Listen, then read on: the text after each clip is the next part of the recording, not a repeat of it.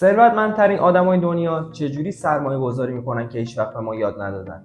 با من همراه باش که 3 تا راز مهم رو بهت بگم که کمتر کسی بهش پرداخته.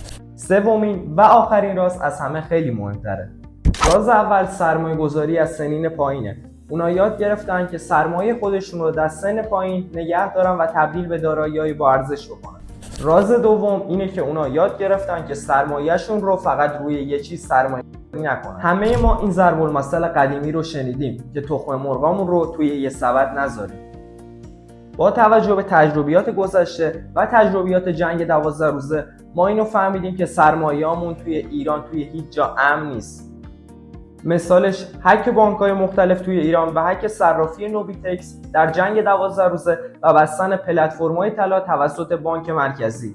راز سوم و مهمترین راز اینه که افراد ثروتمند زودتر از همه یاد گرفتن که روی خودشون چجوری سرمایه گذاری کنن. اونا بهتر از همه به اهمیت این نکته پی بردن که چجوری روی مهارت‌های خودشون سرمایه گذاری کنن و چجوری ارتباطات مناسبی بسازن که اونا رو به موفقیت برسونه.